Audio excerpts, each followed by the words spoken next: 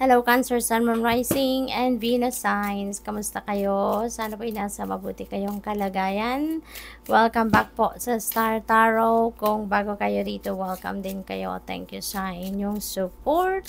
I truly appreciate it. God bless you all po, Cancer. Paunang mensahe po ninyo ay bear, danger, especially in money matters. Ayan. So, mag-iingat po kayo, ha? Mag-iingat kayo pagdating sa kaperahang aspeto ninyo, no?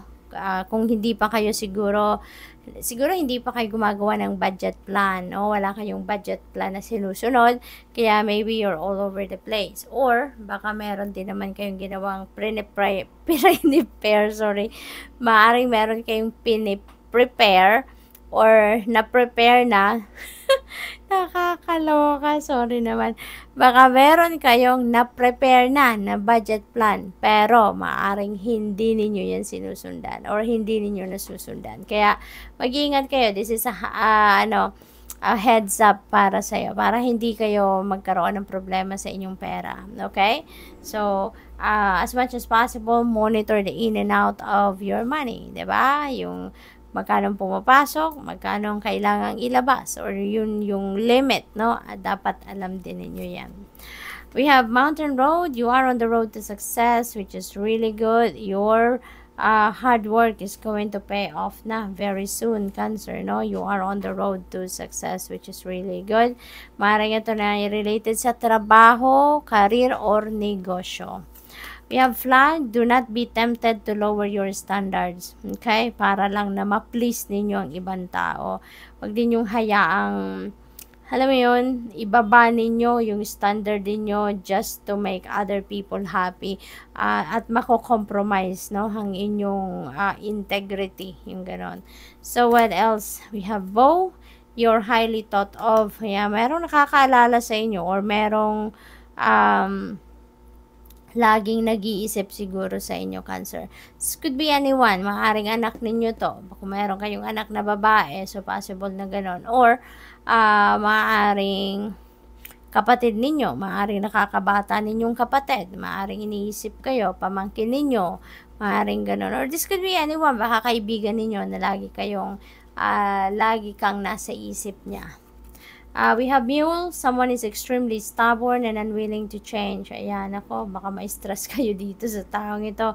Kaya, use your own judgment and discernment, diba? Kung waste of time and energy ito, nako, baka kailangan nyo muna na magpahinga muna, no? Kasi, baka salita kayo ng salita, diba? Nag-a-advise kayo sa taong ito, pero yun na nga, baka dead ma lang din naman kayo. Pinapasok sa kabilang tenga ang sinasabi niyo, nilalabas din sa kabilang tenga, hindi ba?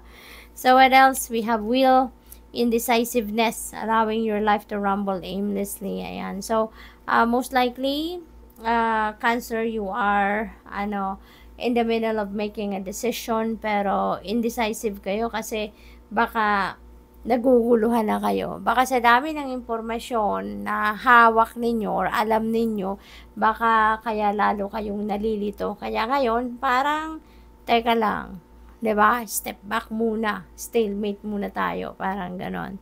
So, what else? We have spare, heartache over what you no longer have. Nako, wala na to, no? Parang, hindi na to parte ng buhay ninyo sa ngayon, pero parang hindi pa kayo hindi pa ninyo to na-overcome, hindi pa kayo nakaka-get over, no, from this person or from this situation, no? So, parang gano'n, nasasaktan pa rin kayo.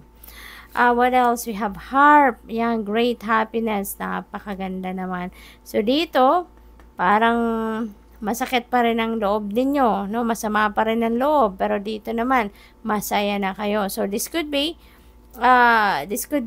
the energy of other group of Cancer dito sa collective, or at saka ito ibang ibang grupo din ng Cancer, no, ang merong ganitong sitwasyon, or probably then, no, na yung heartache na to parang nandyan lang lagi, no, sa likod ng isip ninyo. Baka paminsan naaalala nyo pa, kaya parang bumabalik siguro yung sama ng loob ninyo. Pero hindi ibig sabihin na yun at yun lang siguro ang nasa focus din naman ninyo. So, maaaring ganon. So, baka ano lang, kumbaga yung parang spur of the moment lang, parang ganon. So, tingnan natin kung ano ba ang ganap. We have stuff you will be taken care of in difficult times. Ayan. So, this is a beautiful guarantee sa inyo na aalagaan kayo ng inyong spirit team. Your spirit team is going to help you, is going to guide you, no? At poprotektahan ka and will keep you safe at all times. What else? We have victory. Cancer, meron kayong pagtatagumpayan dito. Ano man ito, you know, this is really exciting kasi hard work is paying off, diba? You are on the road to success. Tapos dito, you are going to claim your victory. Possible na magkaibang sitwasyon ito, posible din na ito na yon, no? Yung success dito could be this victory na, no? So, it could be anything. Kung ano man yung pinagsisikapan ninyo, pinagtatrabuhuan ninyo, this could be it, no? You're claiming your victory. So, we have clouds, temporary problems, ayan. So, meron kayong mga pinoproblema siguro, but that is very temporary, no?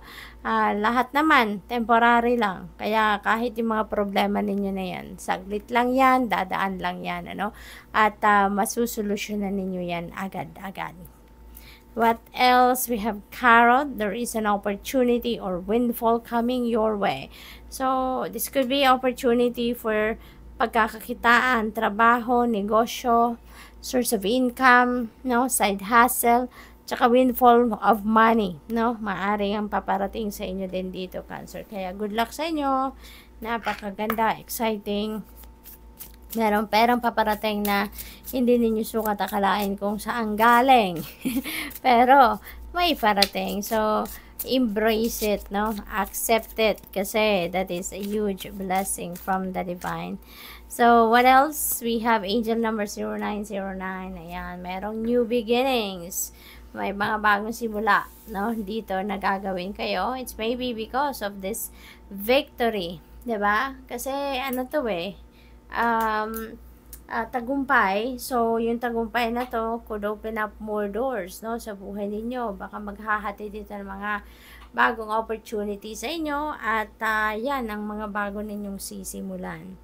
So, there is a great chance dito na maybe kukunin din ninyo.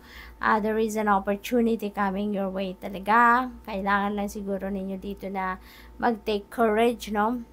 Tsaka, yung inner strength ninyo, panda rin ninyo dito. Okay? There will be accomplishments talaga.